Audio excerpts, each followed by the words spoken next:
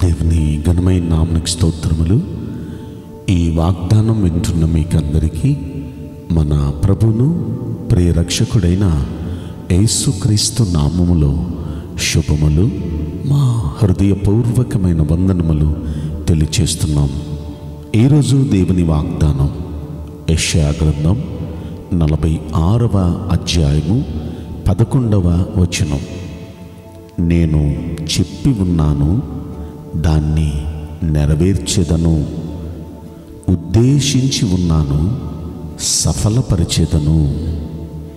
ఈ మంచి వాగ్దానం వింటున్న మనందరి వెనుకడిలో మన మంచి దేవుడు నెరవేర్చునుగాక. ఆమేన్. ప్రియ దైవ జనాంగమా, మన దేవుడు ఏది చెప్పాడో దాన్ని నెరవేరుస్తాడు. ఆయన అలా నెరవేర్చుటకు సమర్థుడు, శక్తిమంతుడు. ఆయన ఏది ఉద్దేశించాడో ఖచ్చితంగా దాన్ని సఫలం చేస్తాడు. ఎంత అసాధ్యమైన, ఎన్ని వ్యతిరేకమైన పరిస్థితులు వచ్చినా ఆయన ఉద్దేశించాడో ఎవరు ఆపగలరండి? ఆయన ఉద్దేశించిన ఉద్దేశాన్ని త్రిప్పగలిగిన వాళ్ళు ఎవరున్నారో చెప్పండి. ఆయన ఉద్దేశించిన ఉద్దేశం ఏదైనా సరే 600 అయినా 106 సఫలమైపోద్ది.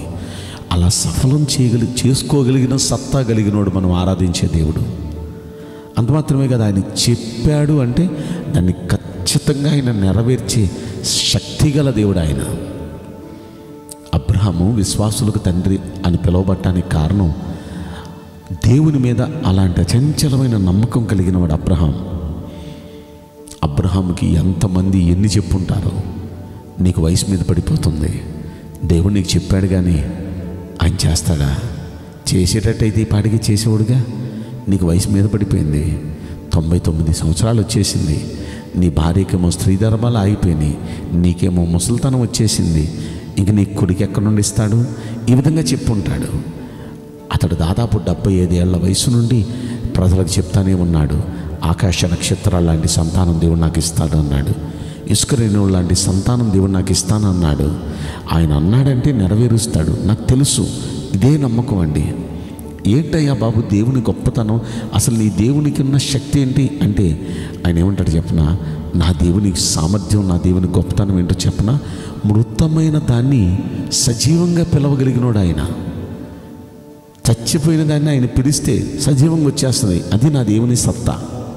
ఇంకా అంటాడు, లేని వాటిని ఉన్నట్టుగా పిలవగలడు. అక్కడ ఏముండవు కానీ ఆయన పిలిస్తే వస్తుంది అంతే. దానికి బెస్ట్ ఎగ్జాంపుల్ ఏంటంటే ఆదికాండం 1వ అధ్యాయం 1st పేజీలోనే చూపించాడు. ఏమీ లేని శూన్యంలో ఈ రోజున మనం చూస్తున్న ఈ అందమైన ప్రపంచాన్ని ఒక్కొక్కటిగా అది పిలిస్తే వచ్చేసింది అంతే. అక్కడ ఏమీ లేవు కానీ పిలిస్తే వచ్చేస్తాయి. ఆయన పిలిస్తే వచ్చేస్తాయి. ఆయనకు ఆ సత్తా ఉంది. ఆయన ఉద్దేశించాడో సఫలమైద్ది అంతే. ఆయన మాట్లాడాడో చెప్పాడో నెరవేరిపోద్ది అంతే. కనుక అబ్రహాం అది నమ్మాడు. నాకు మాట ఇచ్చినోడు మానవుడు కాదు, సర్వశక్తి గల దేవుడు ఆయన, సర్వ అధికారాలు కలిగిన దేవుడు ఆయన. ఆయన మాట ఇచ్చాడు, ఖచ్చితంగా ఆయన నెరవేరుస్తాడు. మాటిచ్చిన దేవుడు అబ్రహాముకే కాదు, అబ్రహాం జీవితంలో నెరవేర్చాడు. అసాధ్యాల మధ్య కూడా అబ్రహాం జీవితంలో నెరవేర్చాడు. ఇలా మాటిచ్చి నెరవేర్చిన సందర్భాలు ఎన్నో. ఎలిజబెత్ అనే ఆమె మీ అందరికీ తెలుసు. తన భర్త గారి పేరు జకర్యా. ఆ దంపతులకి వృద్ధాప్యం, నిండు వృద్ధాప్యం. వారు కూడా క్రొత్త నిబంధనలో చూస్తాం. అదంటే అబ్రహాం గారు అంటే పాత నిబంధన, ఎప్పుడో క్రీస్తు పూర్వం 2000 సంవత్సరాల క్రితం అని మీరు అనుకోవచ్చు. కొత్త నిబంధనలో యేసయ్య కన్నా ముందు వచ్చినవాడు బాప్తిస్మిచ్చి యోహాను. ఆ బాప్తిస్మిచ్చి యోహాను గురించి దేవుడు వాళ్ళిద్దరికి చెప్తున్నాడు. భార్య భర్తలు నిండు వృద్ధాప్యం. జకర్యా, ఎలిజబెత్ అన్నవారు నిష్టగా ఎప్పటి నుండో ప్రార్థన చేస్తున్నాను, వారికైనా కార్యం జరగలేదు. ఒక విధమైన నిరాశ వారిలో ఉంది. దేవుడు రోజున మాట్లాడాడు.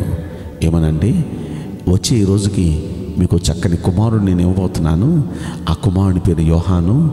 వాడు తండ్రుల హృదయాన్ని కుమారుల వైపుకి, కుమారుల హృదయాన్ని తండ్రుల వైపు తిప్పుతాడు, అనేక మందికి మార్గం సిద్ధపరుస్తాడు అని ఈ విధంగా ఎన్నో సంగతులు చెప్పారండి. చెప్పేటప్పటికి కొంచెం ఆయన అనుమానిస్తాడు. జకరియా గారు, నేను ముసలోడిని అయిపోయాను, నా భార్య కూడా ముసలిది అయిపోయింది, ఎలా మాకు పిల్లలు కలుగుతారు అని ఆయన అనుమానిస్తే వెంటనే దేవుడు ఏం చేశాడు తెలుసా? నువ్వు అనుమానించావు కాబట్టి, దేవుని శక్తిని నువ్వు అనుమానించావు కాబట్టి, నీ కళ్ళారా నువ్వు చూచి, నీ కళ్ళారా చూసే వరకు నీ నోరు మూయబడుగాక అన్నాడు. ఇక అప్పటి నుండి అతడు మూగవాళ్ళగా అయిపోయాడు. ఇక మాట్లాడటం లేదు. ఎందుకంటే ఇక అనుమానపు మాటలు మాట్లాడతాడు.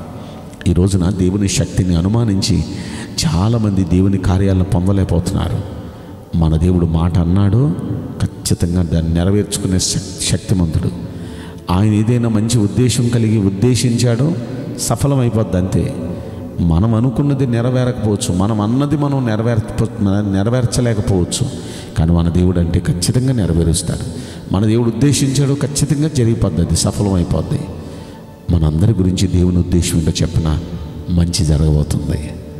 మనకు మంచి చేసే ఉద్దేశంతోనే దేవుడు మనల్ని పిలిచాడు, దేవుడు మనల్ని ఎన్నుకున్నాడు. మనందరికీ మంచి చేస్తాడు ఆయన, మనందరి జీవితాలకి మంచి చేస్తాడు ఆయన. కాబట్టి నమ్మండి, మంచి చేసే ఉద్దేశంతోనే మనల్ని పిలిచాడు ఆయన. మనల్ని రక్షణలోకి తీసుకుని వచ్చాడు.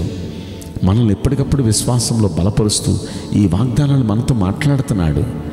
దేవుడు ఎప్పుడు ఏది మాట్లాడినా సరే ఖచ్చితంగా ఆ మాట నిలబెట్టుకోగలడు. ఆయన అంటాడు, నా మాట ఎలాంటిదో చెప్పనా, ఆకాశం నుండి పడు మంచు వంటిది, వర్షం వంటిది అన్నాడు. ఆ వర్షం నేల మీద పడి విత్తువానికి విత్తనం, భుజించేవానికి ఆహారం కలిగినట్టుగా చేస్తుంది, నిష్ఫలంగా పోదు.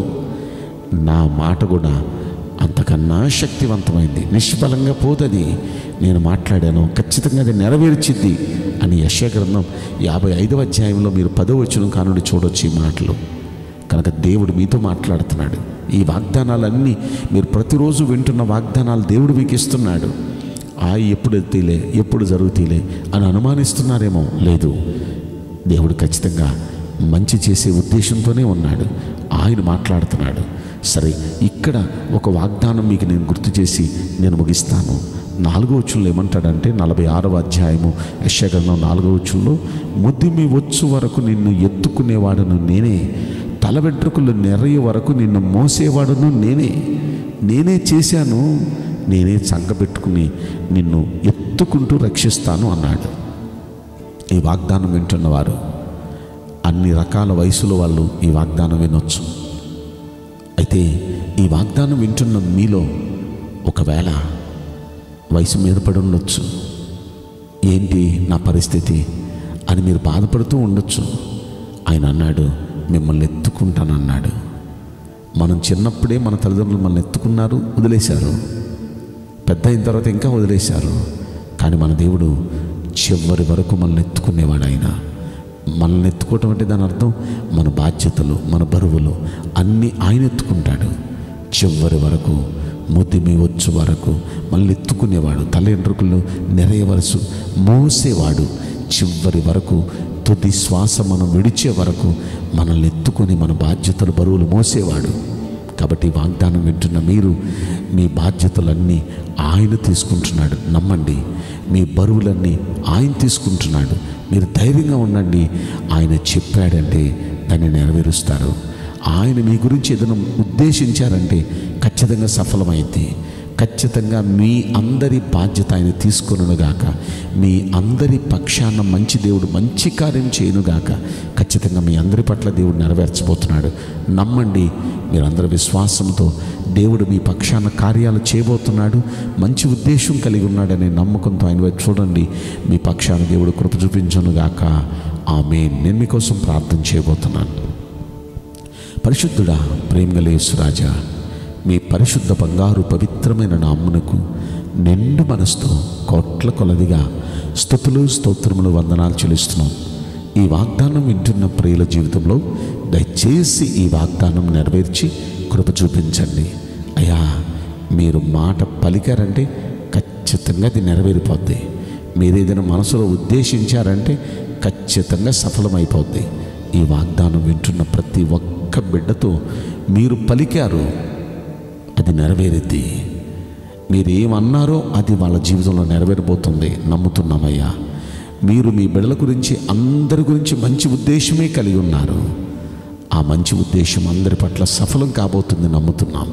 కనుక అందరి జీవితాల్లో మీరు చేయబోతున్న మంచిని బట్టి ముందుగానే మీకు కృతజ్ఞతా స్తోత్రములు చెల్లిస్తూ నజరుడైన యేసుక్రీస్తు ప్రశస్తమైన నామములో మిక్కిలి వినయముతో ప్రార్థించి బ్రతిమలాడి వేడుకుంటున్నాం ప్రియ పరలోకపు తండ్రి. Amen. May God bless you all. Thank you.